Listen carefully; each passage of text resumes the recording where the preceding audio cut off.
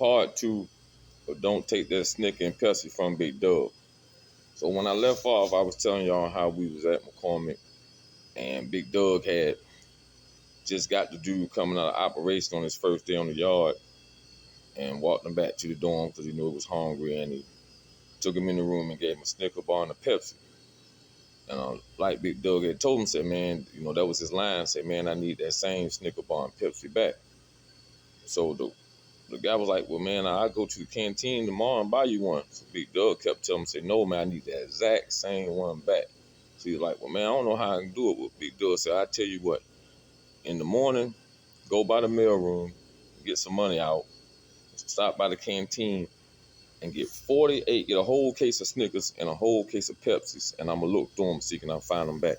So the next day, the dude, he get up in the morning. Like I say, Big Dog was a big, solid dude. Now, he's a big dude. He's a towering figure. He's, he intimidating. If you ain't got your heart in the right place, Big Dog will scare you. You know what I'm saying? So he go up there and he get the Snicker bar and the Pepsi. Well, actually get a whole case of Pepsi and a whole case of Snicker bars. So they go back in Big Dog room. Big Dog sit him down and he started examining him. He said, man, you got lucky. He said, man, I found this Pepsi. He said, man, I found this Pepsi. So Big Dog put the Pepsi back to the side. Dude say, okay. So he said, well, they started going through the Snicker bar. So they go through all the case of Snicker bar. Big Dog said, man, I didn't find that Snickers. So dude say, well, man, what we gonna do, man? Cause I don't know how to. I got a whole case. You can take them off.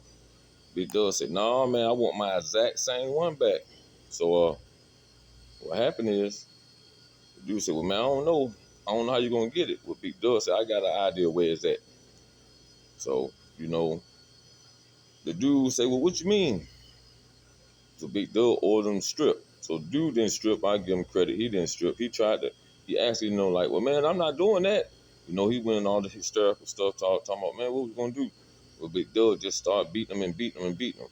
But what really tripped me out about this situation is because Big Dog had been down about 13, 14 years now. And the system was aware of what he was doing. And they like the COs didn't stop it. Like he beat him and beat him and beat him and beat him, and then he raped him and beat him, but he beat him the other way this time. Like I'm talking about, and man, it was sad because you could hear this dude screaming and stuff. So by the time that the COs got enough officers to go in there and get Big Dog off of him, Big Dog, they bring him out. Big Dog come out normal. It's kind of funny when I look back at that day because Big Dog come out the room normal, like he come out handcuffed, sweating, go up. They walk him on up to operation, put him in a whole cell. Next thing you know, the gurney come down through there. Boom, see the gurney coming. They running. They calling the cold gurney coming through there.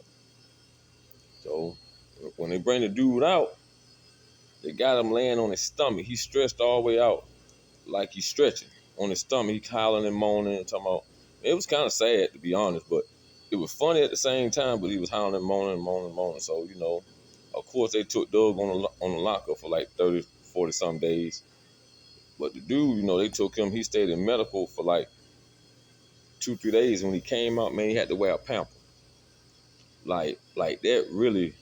And at the time, man, I was probably like 19, 20. I think I was like 2021. Yeah, 2021.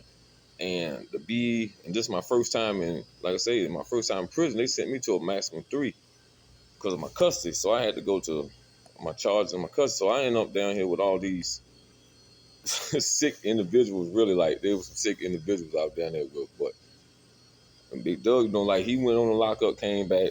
So the dude, like I said, he walking around with a pamper, and like I said, this is why I say I couldn't understand how they didn't stop because they put Big Doug back in the same dorm with the dude that he raped.